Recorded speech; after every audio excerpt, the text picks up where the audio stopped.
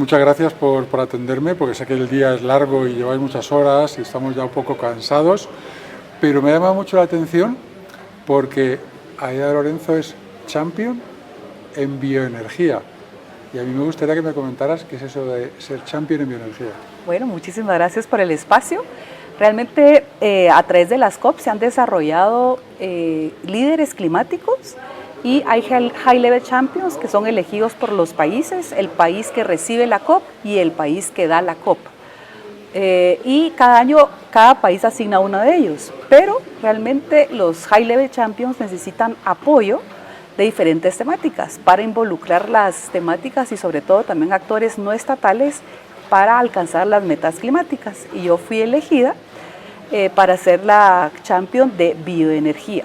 Es decir, me toca saber y también promocionar el tema de la bioenergía, el potencial que eso tiene para la mitigación del cambio climático y sobre todo para las metas climáticas a nivel mundial.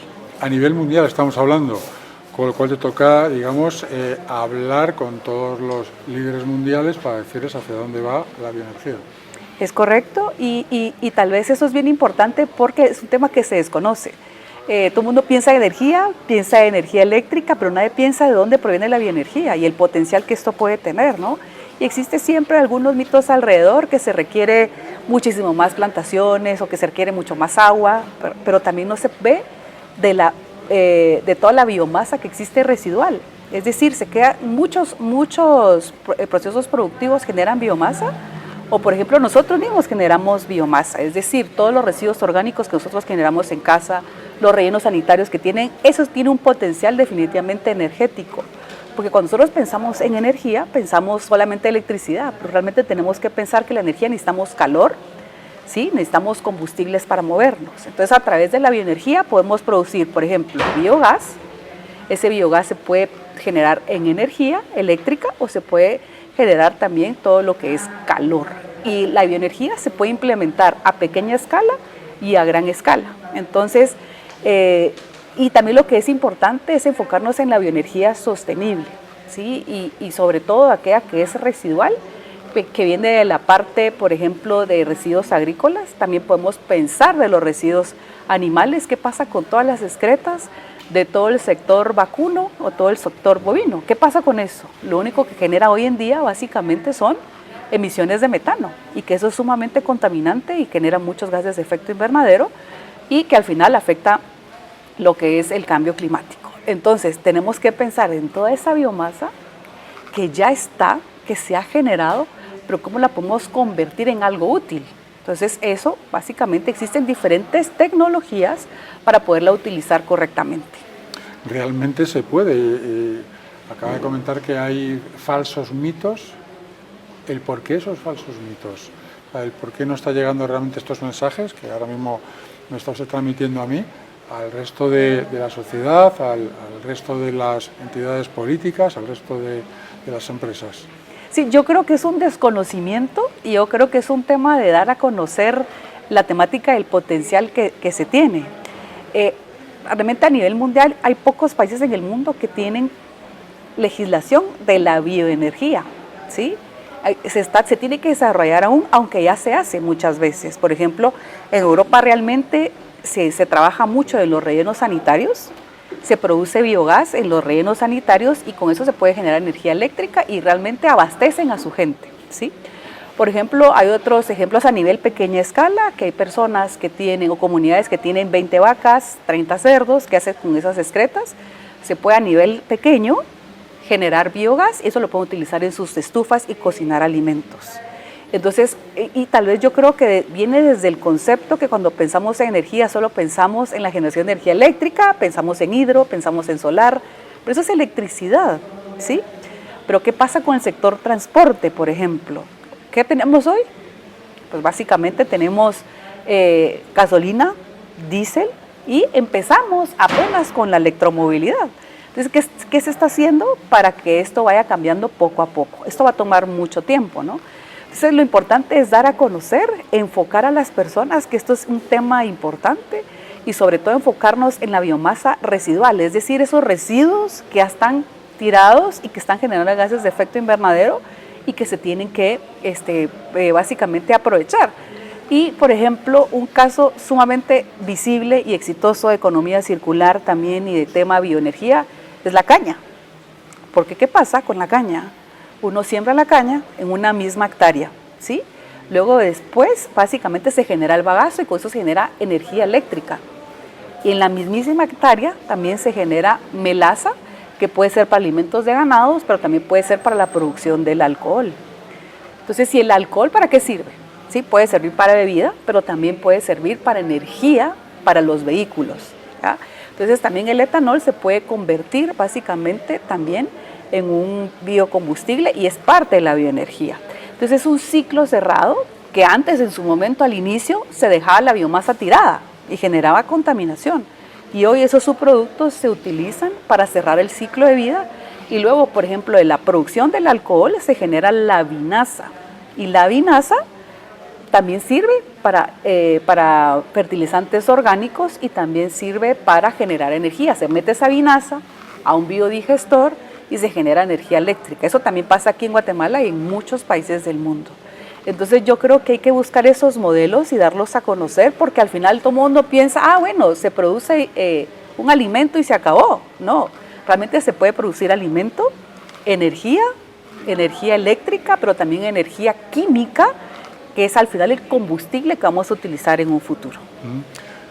Por lo que me está diciendo usted, del campo no solo salen alimentos, o sea, realmente del campo salen otros subproductos que nos llevan a más cosas, o sea, que tenemos que mirar a los agricultores ya no solamente como generadores de alimentos, sino como generadores de otros subproductos.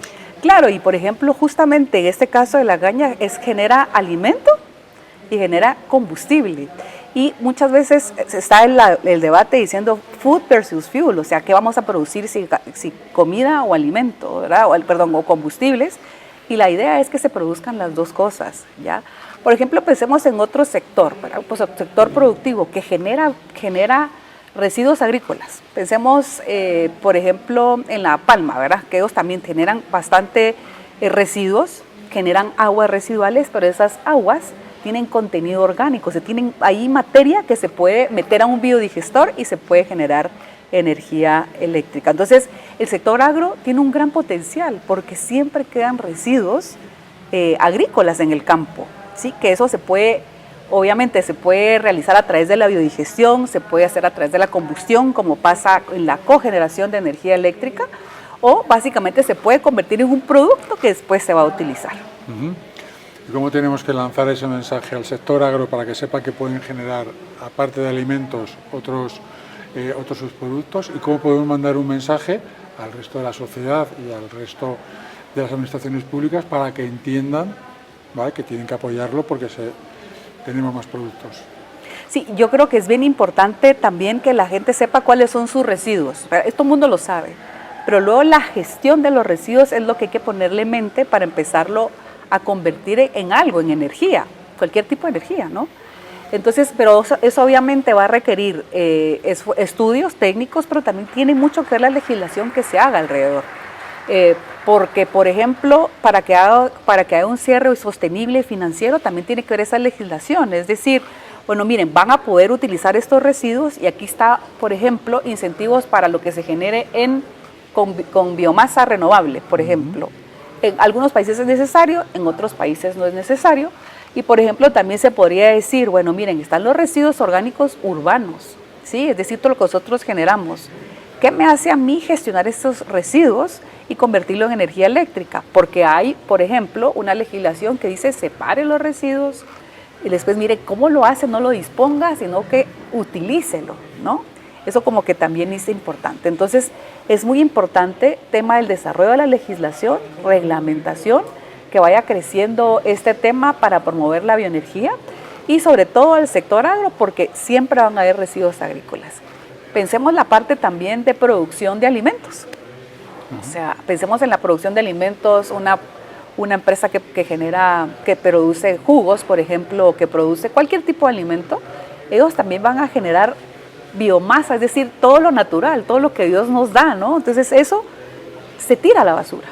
¿Y eso dónde va a parar? A un relleno sanitario. Entonces, inclusive acorta la vida de los rellenos sanitarios, ¿sí? Y genera muchas emisiones de metano.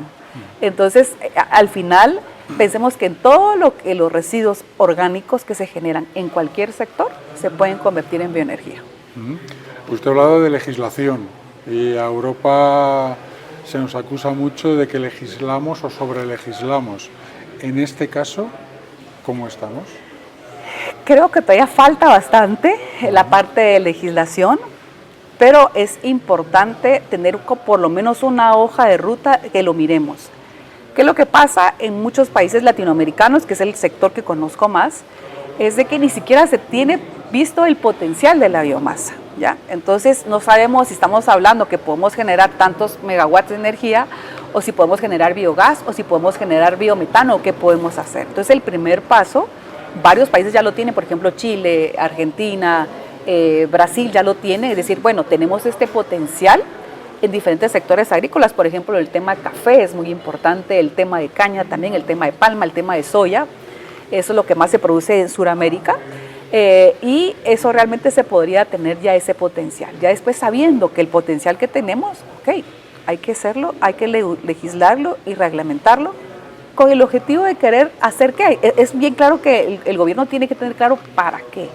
Es decir, lo vamos a hacer para energía eléctrica o lo vamos a hacer como bioenergía en general. Por ejemplo, el país más cercano que tenemos a Guatemala es Honduras. Ellos están haciendo ya su ley de bioenergía. Es el primer país en Centroamérica que lo está realizando. Con el objetivo de que se aproveche la biomasa y que, por ejemplo, ellos están muy enfocados en poder generar bioenergía para la cocción de alimentos, ¿sí? Y sustituir la leña, ¿sí? Porque cuando usted tiene Guatemala básicamente tiene el 53% de consumo de leña y lo que estamos haciendo es deforestando, ¿no? O sea, no es culpa de las personas, sino que no tienen otra fuente, ¿no? Pero pensemos en esos proyectos que podrían ser a través de la biomasa. Uno podría hacer, como le decía, diferentes excretas de animales, pero otra opción que miramos también es estufas de alcohol, ¿verdad? De este producto, que podrían hacerse estufas de etanol, como lo hace África. África tiene muchísima experiencia en esto, ¿no? Entonces, yo creo que número es el potencial, número uno, el potencial que tiene cada país, luego qué prioridad le va a dar el país y sobre todo eso, legislar y reglamentar. Bien, pues espero que estos mensajes lleguen, sobre todo a los que tienen que legislar y tienen que poner ese orden un poco para que se pueda seguir trabajando, y espero que dentro de poco tiempo me pueda decir que incluso se han asesorado con los champions, que nos comentábamos al principio, para que todo esto llegue a un buen puerto. Muchísimas gracias, Fernando.